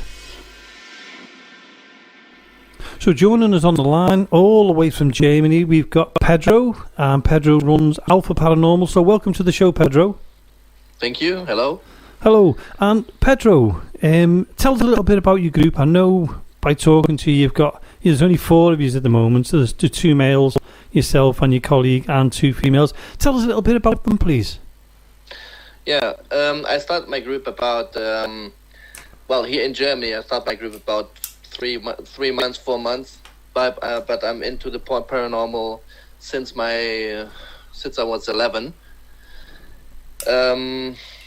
And what we do now here in Germany is we do some lost places, and do also paranormal research, investigation. But the thing in Germany is you don't find lots of people that believe in the paranormal. Is that because of the culture, or is it just that? Yeah, that's right. That's right. If you see like in England or in America, you have more open minds and the people are more open into it. Here in Germany, it's very difficult. So, what I've got to ask there then, Pedro, is when you do paranormal investigations in Germany, do you find it difficult to find locations because of that culture, or are people quite open about it when you start talking to them? The way I do it, when I get some locations, I don't talk much about the paranormal. I just tell the people, well, I do lost places videos. Yeah, abandoned. Yeah, that's much easier to get places, because if you tell the people, okay, can you give me the key for a sanitary or for old school or this kind of stuff, and if you tell the people you're going to do a paranormal, they tell you, no, okay, you can go. I don't believe in this, and I don't give you the key for it. Yeah. So what we do is we show the channel that we have, stuff what we have, and we say, okay, we do lost places, do the history behind it and everything. And when we are there, we do also paranormal research. Yeah, paranormal investigation. Yeah. But you can't say that when you're actually booking the place. And it's strange that they'll let you go in because it's abandoned. And but they won't let you to go in to do a paranormal investigation, which really that would bring more people in. Yeah, I know. But the problem here is that people are afraid if you do like we have lots of paranormal investigators here in Germany, but the people here are more reserved. They don't want lots of people on their properties. Mm-hmm. Yeah. So they want to, like, if I have a friend, and she have lots of places like a prison and old schools and this kind of stuff, and she gives me the keys for it. Mm-hmm. So that, and that's what I told you. The way I do it is like I don't tell the people directly that I do paranormal investigation. Yeah. Mm-hmm. And with some people you can talk about it, but there are skeptics here. This is very difficult here in Germany. Yeah. Do you think it's because the people are scared that it might bring up more paranormal goings on, if you like, even after you've left? Yeah, that's the point. Because I have a bookstore, and she told me some stuff happens there, and I asked her if she wants me to do an investigation there. And she said she's afraid of it. Yeah. So the people here are very afraid of it. Yeah, right. Can I ask you, Pedro, on the TV over there, do you get a lot of paranormal programs at all? Or is it completely different? No. You mean the German channels? Yeah. No, you don't get it. You have to go like Sci-Fi or on Netflix or this kind of stuff to see paranormal stuff. They don't show it here on the television. It's a shame, really, because over here, and as you said earlier on, in America, it's wide open. Everybody's doing it. We've got hundreds and hundreds of groups, and over here, once you start talking to someone, saying, "Oh, we do an investigation," everybody's interested. It seems like it's the complete opposite. It's like being in the past, if you get what I mean by that. Yeah, I know. I've been 3 months in England. And I saw like the people more open into it in this kind of conversation, and they're listeners. Yeah. And it's very difficult to find people in Germany they are listening to. I was to an old stone church, a very old stone church, and I found an old couple there. And I was a little bit afraid to talk about, because I was talking to them about the history of the stone church. Yeah. And I told her there's a skeleton under the altar. Is this right, altar? Yeah. Yeah. There's a skeleton under it, a female skeleton. And she was very interested into, and I told her, okay, I do paranormal investigations. He was, oh yeah, nice. I like this kind of stuff, and it's sometimes we are lucky to get people like that. Yeah. Yeah. I'll bet you there's lots of very interesting locations that you could actually do over there as well that you probably can't. Yeah, we have lots of them. I just did today. I didn't do the paranormal investigation today on a sanatorium. Oh, Is that right? Sanatorium. I just checked it out because I want to go with my team at night over there. Yeah. But first I have to check it out because it was a little bit burned down 2 times. Yeah. And I have to check it. I have to go the first time when I go there, I have to check it out, because if you go at night and you don't know the place, something can happen to you there. So I was be there today, and I was filming it. And it's a very nice place and very creepy as well, because I found some children's dresses, this kind of stuff there. It's oh wow. And I felt the vibe when I went into. You can feel if something is there or not if you do it for a long time. Yeah, that's right. Yeah, because I have some place I go in and it's like nothing there. I can't feel anything there. So sorry, Pedro, are you like a sensitive and you can pick things up? Yeah. Right. And tell us a little bit about your team. We tapped into it a little bit earlier on. Tell us, give us the names of them and what do they do? What do they bring into the group itself? Yeah, the thing is about my team. I just started with one female, a friend. Her name is Michelle, and she started the group with me. But she's still at school. She helped me out with doing the stuff with a K2 meter or with spirit box, because when we started, I don't have the enough equipment to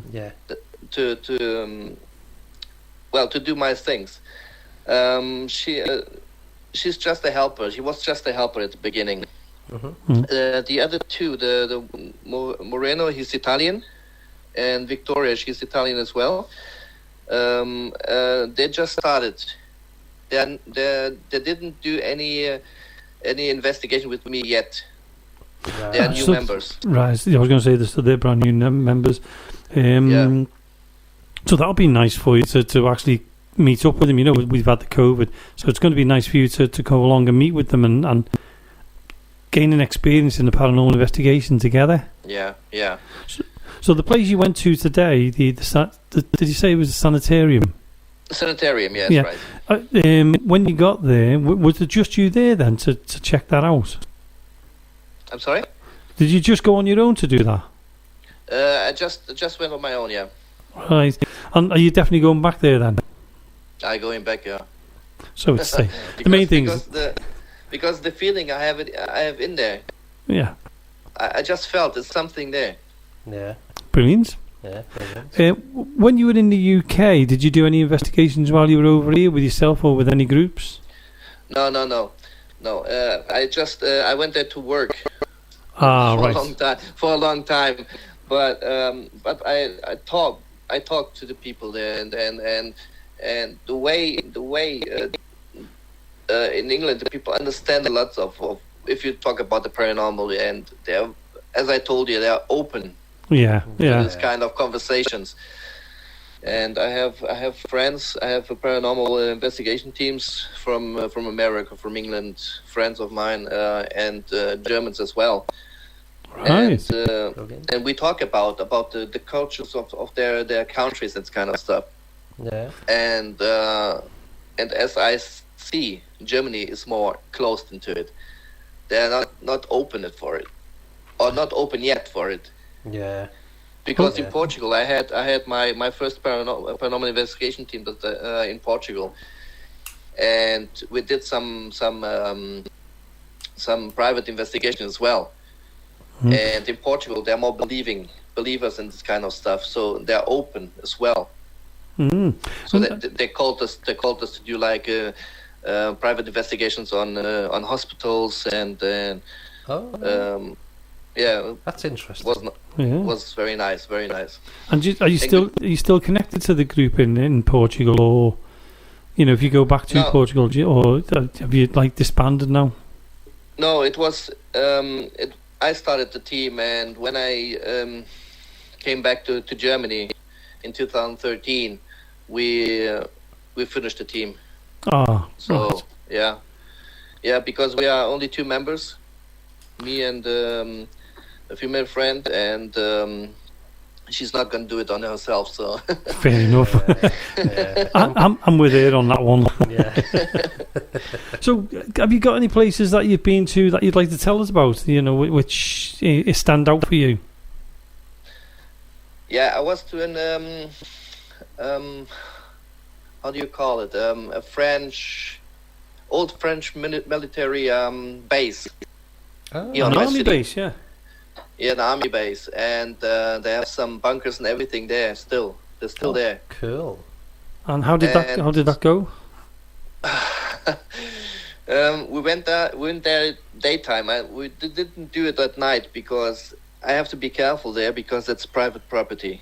So right, I didn't find the owner because the owner is a Dutch guy. It's a Dutch. How do you call it? Dutch. Yeah, they want to build new apartments, this kind of stuff. So construction. Ah, right. Yeah, construction worker. Yeah. Yeah, construction worker. Yeah. And they didn't want to give me the name, so I can contact them. So we went there just at the daytime. We got some stuff there, some creepy stuff. Not like apparitions of this kind of stuff, but we have very good EVPs. Oh, so we started at the cellar and worked our way down to the basement, and the basement was the main part, like the K2 meter. There's no electricity, nothing at all in this building, and the K2 meter starts to get crazy. Oh wow! Right. Very crazy. Sorry, go. And some rooms when I went into, I didn't hear it at the time. But the microphone from my camera captured like voices, hate, like the word hate. You can hear it very very clearly in German, and this kind of stuff. It was very very crazy. Yeah. And like Michelle, she was with me, and the when she was didn't took pictures, just. They took pictures on herself, and the K2 meter is always spiking on her back. So when she's turning around, it's like someone is following her. Yeah. Oh. So, did you stay long there, or was it just like kind of a recce, really, or was it an actual investigation you were doing? Well, we did like 1.5 hour and 2 hours, nearly 2 hours. Right. Yeah. That's normally what we do when you do investigations. Normally we do like 2-3 hours max. Really? Yeah. Here we usually do 6, 7, maybe 8 hours. Yeah, but the thing is, as I told you, the people that I have at the moment on my team, they just started with the paranormal investigation. So it really, it's like a learning curve as well, isn't it, for everyone? Yeah, it's like newbies. Yeah.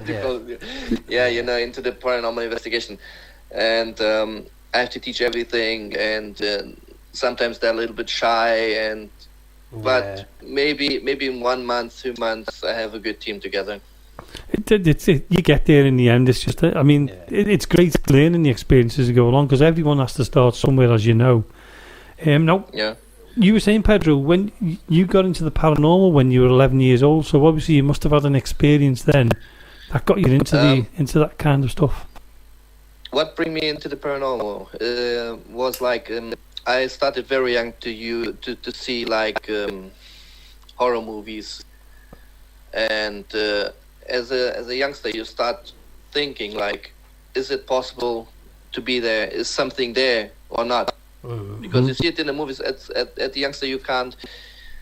How can I tell you that? It's like you are very interested. You get the interest into it. Yeah. And sometimes when I was in my bedroom at night, I felt something on my side. All right. Cool. I didn't see any apparition, but I felt like a cold breeze on my side and sometimes over me. Yeah. And then we started like, when you was young, you like Ouija boards and this kind of stuff. Yeah.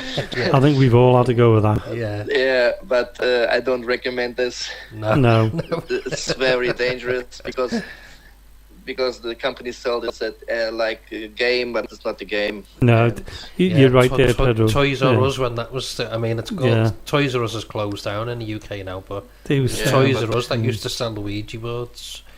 It's like kids could go in and buy it as a game, and it's just not for that, is it? Yeah, but back in the days we didn't have any Ouija boards, so we took like a piece of paper and do the alphabet, the numbers and everything on it, and then do a glass in the middle. That was my Ouija board. Well, we were talking, me and Jonathan were talking about this one time. We were saying about, the equipment changes all the time in the paranormal, but the Ouija board stays with you right the way through everything. All the equipment you buy, you always end up with a Ouija board in a group. Yeah. What kind of equipment do you use, Pedro? Well, I have lots of equipment. I have this spirit box. Yeah. Give me just a second. Are you trying to root them out there? Sorry? Are you trying to look for them all? No. No, I have the PSP 7T. Oh, yeah. I have 3 video cameras. Brilliant. Because I'm gonna start to do like position cameras on my on different levels if I go to a big building. Yeah. Then I have ramparts. I have. I don't do much apps. I started with apps and this kind of stuff, but I didn't like it. Yeah. So I'm more into traditional stuff like KT meters and spirit box. I don't use much equipment because the problem is at the paranormal market, there's still so much stuff that don't work. And you're right. Some that's very expensive. It's very expensive. Like ramparts, I built my own ramparts. Right. Like the mini ramparts. Oh yeah. There's lots of people doing them in the UK now. Yeah, because they're very expensive here in Germany. If you want to buy one, you in euros is like nearly 50 euros, and you can build them like for 12 euros. 10, 12 euros. Yeah, we have rampart. Yeah, that's the problem, isn't it? Once somebody catches on to something, the prices go up. Have you tried? Don't take this the wrong way. Have you tried the cat balls? I have 2 cat balls, yeah. No, I go to the doctor with that.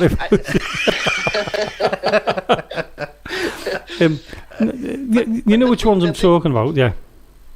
But the thing is, with the cat balls, I didn't have any response with it at the moment. I tried them many times, but I didn't get any response. I got more response with my K2 meter. Right. We've had lots of response. Yeah, we've had loads. Yeah. I just bought it from a Chinese guy. Maybe I have the wrong cat balls. No. When we ordered them, they come from either Amazon. eBay or Amazon, and they're all from China. Yeah. They all come from China. Yeah, they are.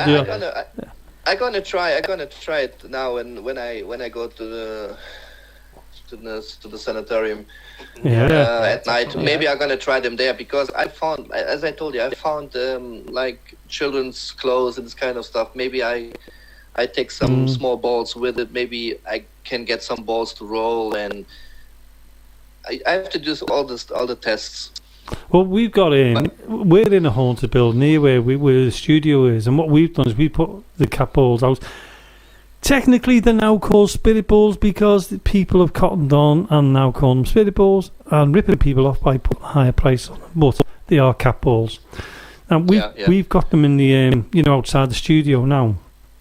And what we're doing is we've got the door wide open to the studio, and sometimes they've actually gone off. You know, while we've been doing the show, they've actually gone off. Even when we've had people in to do interviews with, they've actually gone off. So I'd stick with them if I was you for the see how you go with them. We had a great response in the conversation in this building.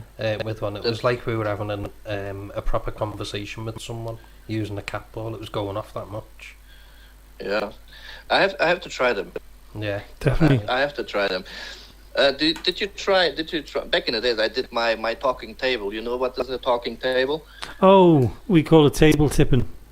It's like you build your own table, a small table with three same, like with no nails, nothing at all. In one of the leg, you put a pencil. Oh, so like a planchette. A planchette, yeah. You put it on white paper, and then you ask me that's questions and start writing. Yeah. I've got a very bad experience with that. A very bad experience. Oh, really?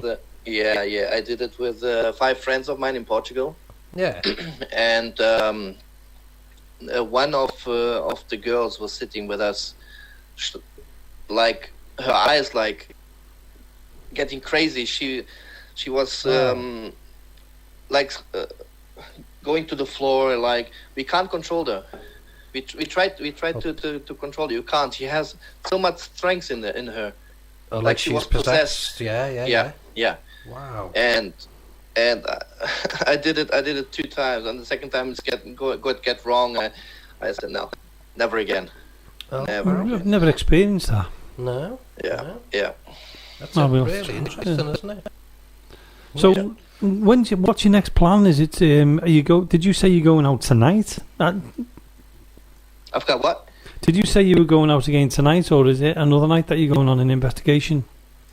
Not tonight. I'm going. I have to wait until all the team has time to go there. Gotcha. Because we got now with the lockdown, we do like we just work a few hours, and some friends of mine, like the Italians that work at the pizzeria, they have to do deliveries, this kind of stuff at night. So maybe next week I'm gonna do it. Yeah. And in 2 weeks I'm gonna go to a jail. What's the position with the lockdown in Germany at the minute then? It's going down at the moment. It's getting better. Yeah, good to much hear. better. Yeah. That's good. But still, I was 8 months at home. Yeah, it's been horrendous. Yeah, it's a long time. It's very difficult. And what's a shame though, Pedro, is the likes of all the paranormal groups, no matter where you are, they've been limited. They've not been able to do anything or go anywhere. And some groups sadly have closed because they can't keep going. And it's a shame, really, isn't it? Yeah, that's the problem. Yeah, because of the lockdown, you can't go to like the big cities where lots of abandoned buildings are, factories and kind of stuff. It's but I hope maybe in 4, 5, 6 months it's getting better, and so we can do better stuff. I suppose the only positive out of a whole negative like the pandemic experience. For yourself, is that there's going to be more abandoned buildings, unfortunately. Yeah, the problem is you are limited. Yeah, I think you are very limited, and I'm a little bit lucky here because most of the buildings I went into or bunkers are all here. Yeah, most of them, or maybe 20 or 40 kilometers from here, so you can drive there, there's no problem. Yeah, it's not an issue, is it? Yeah, it's a couple of hours. But if you want to do bigger stuff, and you have to drive like a few hours, but at the moment with Corona, you can't do it. Yeah. It's frustrating in a way, isn't it? Really? Yeah. Now, Pedro, your name Alpha Paranormal. How did that come about? What? Your group's name Alpha Paranormal. How did that come Paranormal. about? Yeah. I like the Alpha. The Alpha is the beginning. Right. Gotcha. And when I was working on my logo, I used to have Eclipse Paranormal. That was my old name. Right. But I think Eclipse was not so nice, so I was thinking about Alpha. Alpha is like, as I told you, it's the beginning of everything. It's the Alpha. Yeah, it's a good one. Yeah. And I used also on my logotype the Alpha sign as an A. Yeah. As an A. So I think it was a nice name, so I just left it like that. Alpha Paranormal sounds nice. Yeah, it does. It's a good name. We had one the other week, and it was BE Paranormal, wasn't it? Yeah. And that was just BE, and I was thinking BE Paranormal, well, and it was the names Brent and Emma. I thought, easy to remember, not like ours.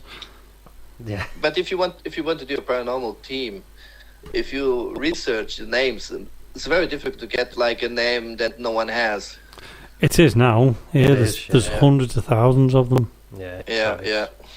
So, how did you? I mean, what come first then for you? Was it the paranormal or your techno and trance music? Because you're the producer of that, aren't you? I'm a producer as well. Yeah. You didn't expect that, did you? No. Well, I'm a DJ for a long time.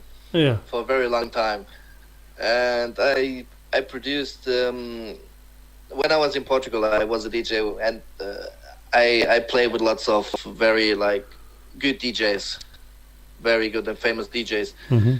And then my first daughter was born, and I started producing my own stuff. But now I got into the paranormal again. So I'm not producing anymore. Well, the good thing is when you start doing your YouTube stuff, you'll be able to mix your music in with your actual video, with your audio. Yeah, but trance music and EDM, I think it's not the kind of music to put on paranormal videos. I think you could open a whole new world up. I'll tell you, it shows you how much I know about music, doesn't it? Really, it's like if you're watching one of my videos, you'll dance more than you're watching it. Yeah, I've got 2 left feet.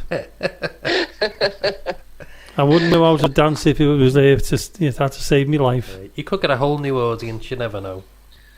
But what brings me back here in Germany to the paranormal was I moved home.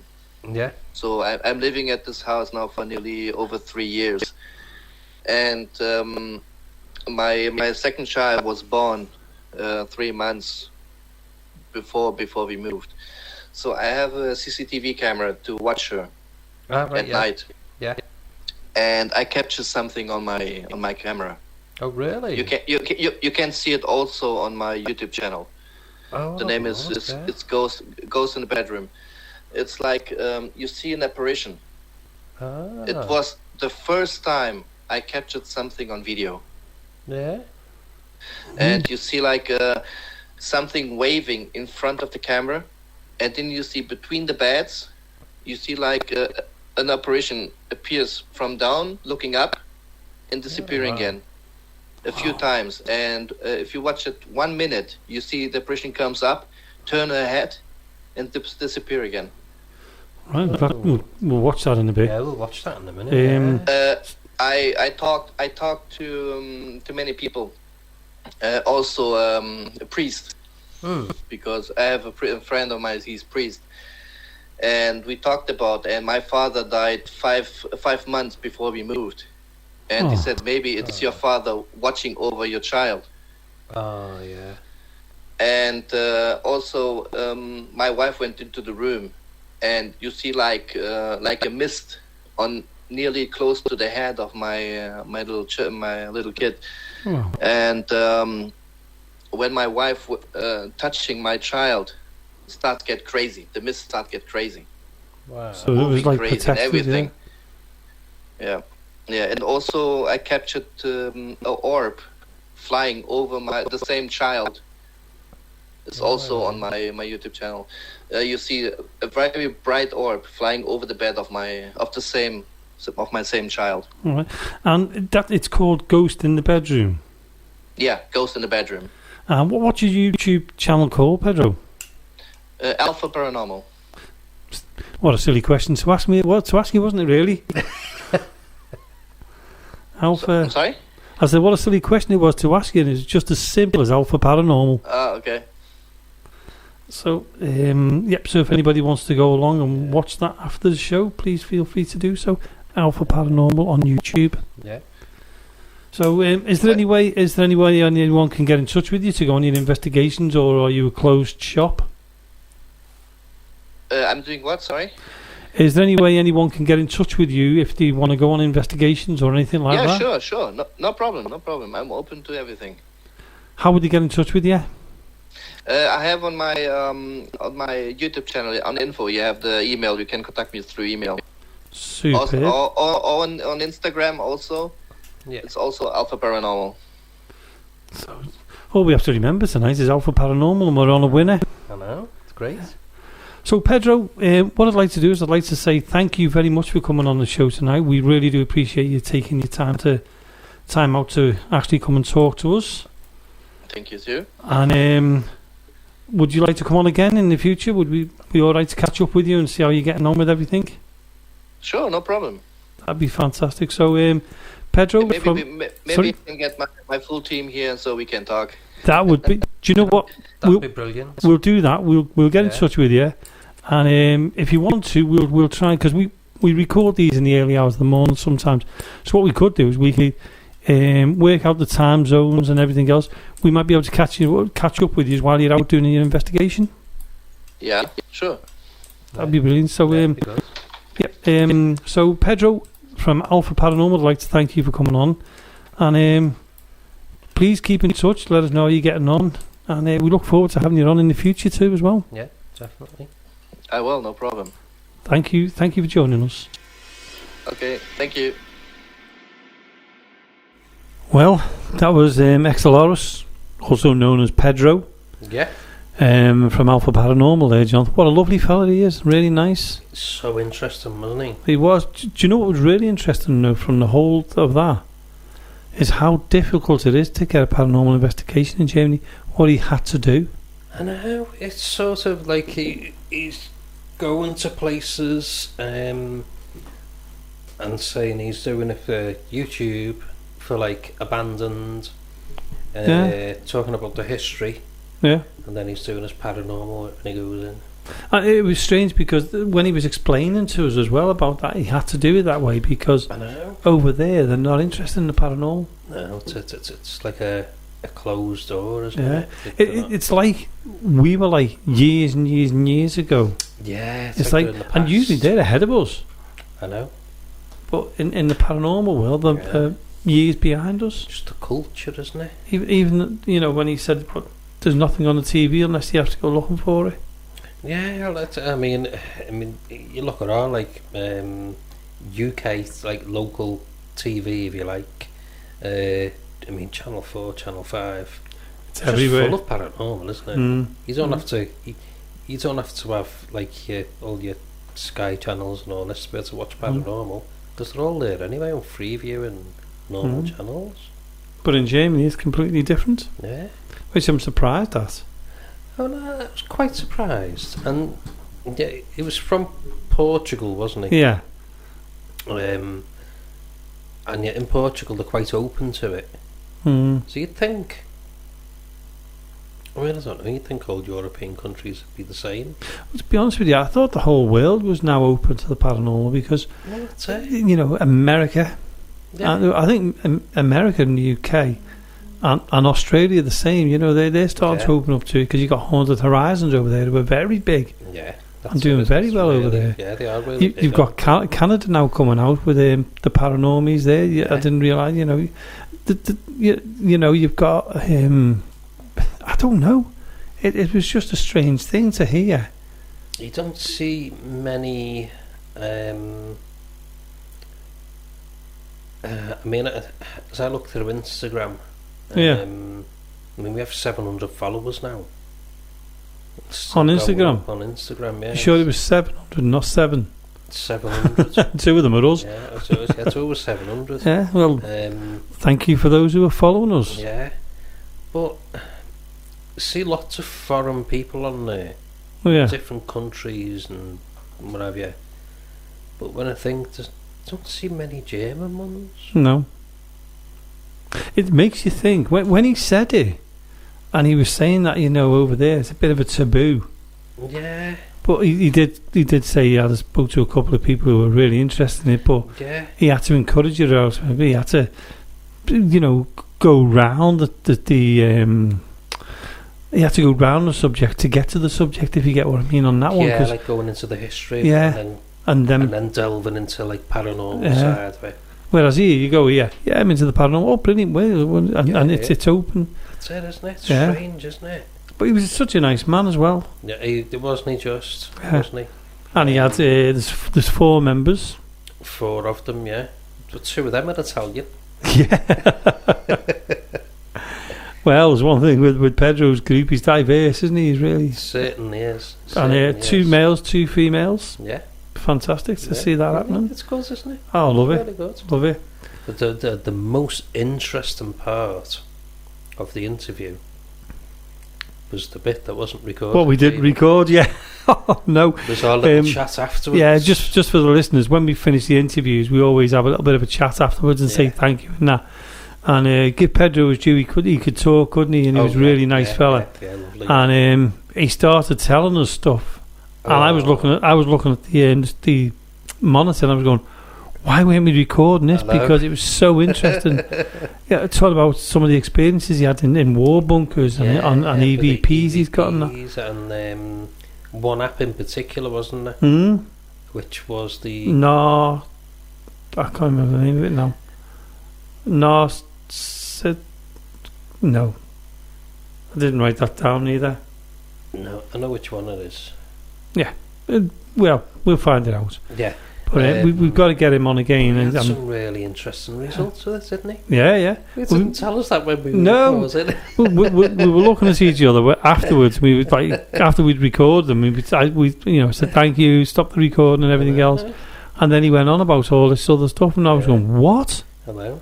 But we're going to keep in touch with him anyway, like we do with everyone else.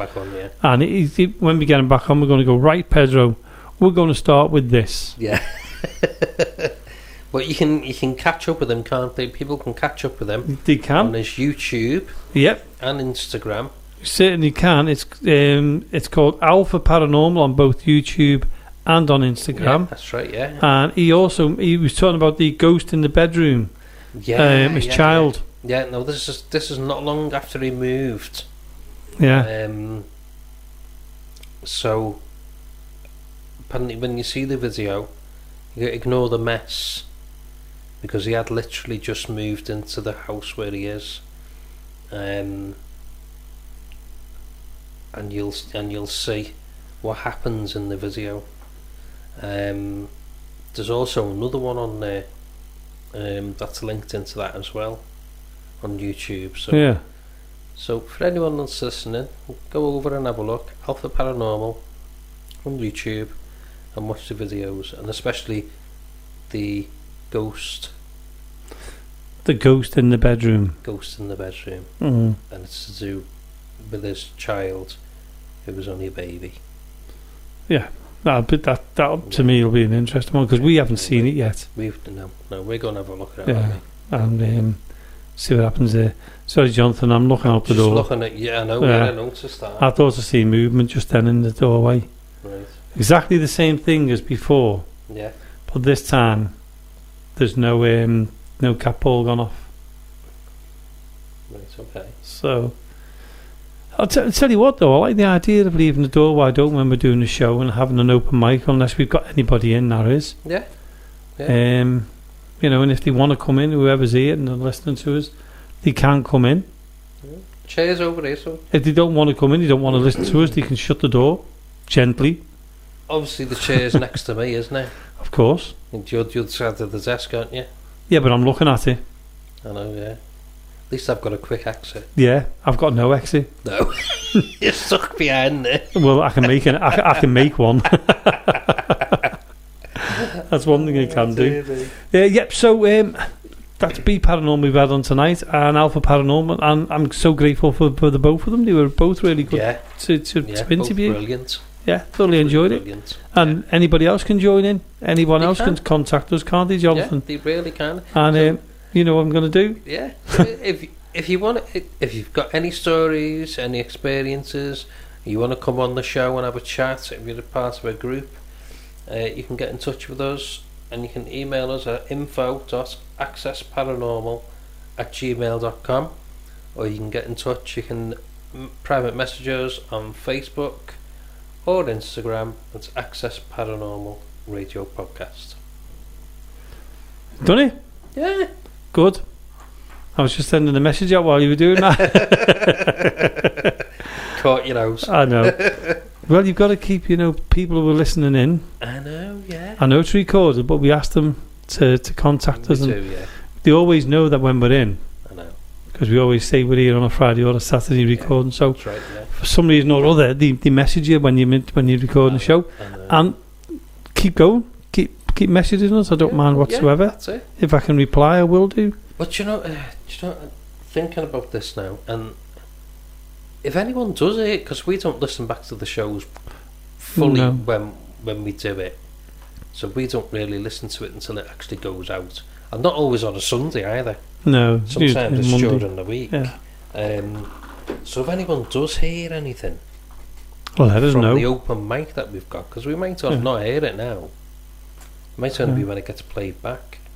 You find that with DVPs, don't you? I've got an idea, Jonathan. It's just coming to my head now. I know we're in a conversation about different things and that. Go on. But while it's in my head, because you know how forgetful I can be. Yeah. Right. How about we've got a microphone. We've got 27 metres of wire, of XLR wire. Yeah. Let's put a microphone down either in the cellar or in the main hall next time we do the show. If there's nobody here. Just leave it on. And just leave it on with an open mic, and we'll carry on. I know we've got one in the studio, but when we've got, what we could do is if somebody else is in the studio with us, what we could do is put the microphone and leave an open mic out on each show and see what happens. Why not? Let's go for it. Good idea. I know, I'm full of good ideas. You are? Not very often. No. Let's talk about something else, Jonathan. It's something that, not many people talk about. Well, I'm saying not many people talk about. We don't. Is ghosts. Did you hear just something? Yeah. Like, yeah, I heard that. Right, okay. Let's carry on anyway. Yeah. If anybody else heard that, let us know. Ghosts. Animals. Spirits of animals. Yeah. That's an interesting one, isn't it? Now, I was thinking about this, and if you think the way I'm thinking now. Yeah. Don't pull a face. Go on. Right. If you think like this, the only ghostly animals we ever talk about are dogs and cats. We never think of any other animals, because if you think about this in the broader way, there's elephants, giraffes, crocodiles. Birds. They're just quick examples, I know. Parrots, budgies, fish. Everything. Fish. I had a ghost fish once, You had a what? Ghost fish. You've been drinking? No, I had a ghost. I had a ghost fish. Did you? Yeah. Well, before we carry on, then tell us about that. So we had a tank. We got a few fish. It was a. Say it again. Right. Okay. Carry on. Sorry. They were like tropically fish, so with the heater and the filter and that in the tank. Trying to buy a fish these days, Jamie, even a goldfish, is unbelievable. You've got to take them a sample of your water and everything. Your tank's got to be up and running for like at least a week. And you're supposed to take them a sample of your water to get them to test. Do you know what? I'm glad, because at the end of the day, it's still an animal and it's still a life. So good. So we got these. We got the normal, the little neons, them little neon tetras, fish. And then I seen this ghost fish, and Linda said, I'll get you that. Get you that ghost fish. It was see-through. I honestly thought you were talking about a ghost fish. A fish that was a ghost. No. It's called a ghost fish, and it's completely see-through. Really? It's the weirdest fish I've ever seen. How do you know you're getting it then? If you can't see it? No, you cannot. There's always one, isn't there? Yeah. No, you can see it. You can see that, like the slight bones inside it. Wow. But it's like, I don't know, translucent or whatever you want to say. Because we were talking about ghost animals, I actually thought you were going to say you seen a fish. What was a ghost? No. In a tank? No. Yeah. I wanted to get Nemo actually for the kids, but You couldn't find them. No, you can't buy it Good.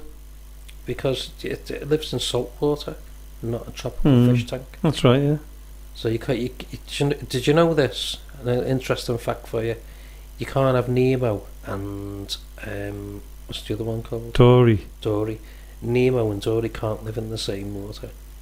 Jonathan, how did we get from paranormal I have to no fish? idea. No idea. 'Cause we were talking about ghost animals, and I was telling you about my ghost fish that I had. I know, but I honestly thought. And do you know what was sad though, ghost Jamie? fish? What? It turned into a ghost because it died after 2 weeks. That was sad. Yeah. It's always sad when anything passes away, isn't it? Yeah. Whether it's an animal or a human. Yeah. But yeah, going back to Go on, you know, no, you you didn't. you threw me because I honestly did think you were talking about ghost fish. I honestly thought you'd seen a ghost fish, which would have been a first. Yeah. You know, we were saying about animals.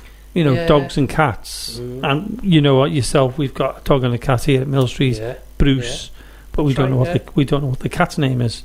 Mm. And you know, we don't see these on the other animals as ghosts. You don't, do you? Now, is it because as humans we are attached more to a cat and a dog because they're our pets? We come close to them; they become a member of your family. You know, with them 24 hours a day. Yeah. Whereas you're attached to them, you become part. They become part of you, and you become part of them. Yeah. Whereas wild animals, They don't. they're just there. You see them, you love them. Yeah. It's a wonderful wildlife. Is phenomenal. You don't have that connection. But you don't have the same you? connection as what you do with a cat and a dog. Yeah. But there must be out there somewhere ghosts of different kinds of animals. Yeah, but you've got me there, you know, because I've never really thought about it like that. No. I mean, for some people, animals are like kids. To some people, Yeah. Well, they do they're become only your family. companions. So, yeah, it's a strange one, isn't it? Right, what about hamsters and rabbits? Exactly. Anything that's been alive has to have a spirit. Has to have a soul. I think 90% of people have buried like a hamster or something like that in the back of the garden or whatever. Yeah. Budgies. You know, they all go in a box, don't they? Go in your garden. But why do you... I don't know. Yeah. You don't have as much of a connection with like a hamster or rabbit as you do with a cat or a dog, do you? No. People do keep unusual pets. They do. And maybe there's someone out there who can tell us that they've seen something spooky with an animal. Yeah. You know, anything. But do you ever remember, I mean, I won't name names or nothing like that, when we went somewhere and somebody put a K2 up to, you know, one of them fly things and goes, yeah. You know, it's like a purple light. I don't know what they're called, the zappers. Yeah, they're like the zappers you get in the kitchen. It's like a neon light, isn't it? And the animals, the insects that are attracted to them. Yeah. Do you ever remember when somebody put the K2 up to the... Yeah, that's right. To see if they could capture the spirit of one of the the moths when it's zapped. Yeah. Right? That's stuck in my mind, but it's funny. Because nothing happened, did it? Because nothing happened, but we're going back to the animals again. Yeah. you know, we laugh at it, we think it's funny now, but do they have a spirit? They're like us, they've got a heart, they live. They might not live longer than us, but they live. Very true. Yeah. Makes you think. And it's still the same, aren't they? Yeah. So if people are out there who are listening to this, you know, what's your thoughts on that? What's your thoughts on that? And it's the same with, you know, people have seen ghost cars. Yeah. You know, there's the famous story, isn't there, of the police who were chasing that car and it went through the gate and just vanished. Right, yeah. You know, things like that. But there was meant to be a ghost bus, wasn't there? Yeah, and ships. Well, there's a few. Ships. Few. Well, did you read about the ship that turned up? No. A couple of months ago. No. Went missing. 20, 30, 40 years ago. And it turned up a couple of months back. Just appeared out of nowhere. And do you think there was a do you think they know the reason? I never read into it that far, but there was a reason for it, but then it's also unexplainable. It's like the Mary Celeste. Well, that's what it was like. Yeah, but when you think things now, I think things like maybe it was like pirates have taken it, then they've abandoned it, pushed it out, you know, got rid of it, and it's just sailed away. No, because this was in the same condition. Was it? Yeah. I can't explain it. But yeah, you know, like that. You know, going back to people have seen ghost ships. Yeah. Some people have seen cities. Yeah. You know, that's right, yeah. Things like that. I've never seen anything like that. You know, and they when you think about them, they're solid. They are, yeah. We were talking about this before the show, weren't we? And I said to you, well, maybe it's because everything comes from the earth. Well, metal comes from the iron ore, doesn't it? Which is in the earth. Yeah. So, yeah. Houses. Yeah. Building, or any kind of building, everything comes from the earth. If you think of anything, it comes from the earth. Yeah. No matter what it is. Is it then that they can be turned into, like, I'm not saying a spirit, because we see spirits as life. But it's connected to something. Yeah. Because sometimes when we go into them, like, seance stuff, and when we get, you know, James Anthony says, well, we're going to do a grounding. Yeah. And we all sit there and relax. Some of us don't, some of us do. Yeah. It's a choice that we've got. And, you know, the thoughts are, you know, make sure you put your feet on the ground, and now imagine your feet going into the ground to the roots and everything else. Yeah, that's so right, yeah. in a way, we're all connected to the earth. We're connected to the earth. Yeah. You know, that's right, though, isn't it? So, is it that, you know, people say, oh yeah, but, you know, it's solid, it can't be a ghost, it's this, that, and the other. Not really, no. So, anybody out there who's got thoughts on that, or any other, you know, things that they can think about that we could, you know, we could come up with the idea. Yeah. It is. I remember watching a talking about like ghost ships and stuff. I seen a program about the Bermuda Triangle a few months back. Yeah. I remember that. I had a fascination with it when I was a kid. I flew over it. Did you? Yeah, when we went to Florida, we went through, you know, that way. So I think it was the Bermuda. Yeah, I think it was. So I was watching this program. There was, I mean, it could have been on before. It was on one of the like the Sky channels, and he'd actually flew over the Bermuda Triangle. He used to do it, him and his father. They had like one of them little planes, and they used to fly stuff to the islands. Yeah. No, like courier type thing. Dropping things off. Yeah. He'd done this one day, and it was from Bermuda to Florida. Yeah. So his plane was full of fuel, as normal. Takes off. Normally uses near enough full tank of fuel to get there. It's only a little plane. big storm comes, all those gauges are going mad, like Bermuda Triangle scary stuff. And he described it as like a tunnel, and like the clouds were coming in, and he was in like a tunnel. And he said he flew through it. He said you could see like a little hole at the end, and he actually flew through and got out of it. Yeah. It was literally like a tunnel. That's what like he a described vortex. it as. Yeah. Uh-huh. So we come out the other end of it. Weather was really nice and all that. He landed. It was half an hour early. It's a strange world. And he'd hardly used any fuel. It makes you think that there's more to this world than we know. Yeah. We know that anyway. You can't explain that, can you? No. But he had all the receipts for his fuel. And he couldn't explain it. He couldn't explain that whatsoever. Well, I mean, that happened. Was it the wartime when a number of planes just completely disappeared altogether, didn't he? Yeah. So it must be up there somewhere. Yeah, something there, Yeah, I flew to Florida.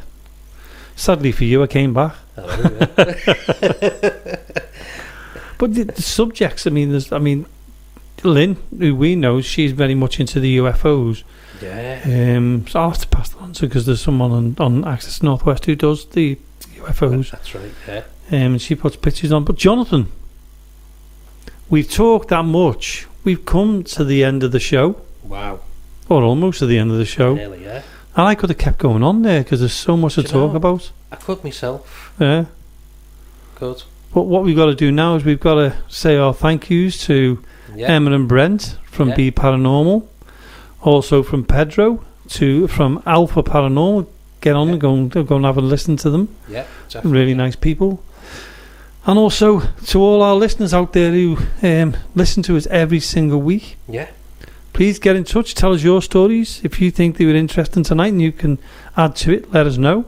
Yeah, most definitely. And also I'd like to say thank you to Jonathan as well for coming in tonight. Well, he's always in, isn't he? Yeah. But yeah, I'm thankful anyway, because I'd be on my other otherwise. Yeah. So anyway, everybody out there, we'll see you soon, and we'll be back again next week. So good night from me, and good night from Jonathan.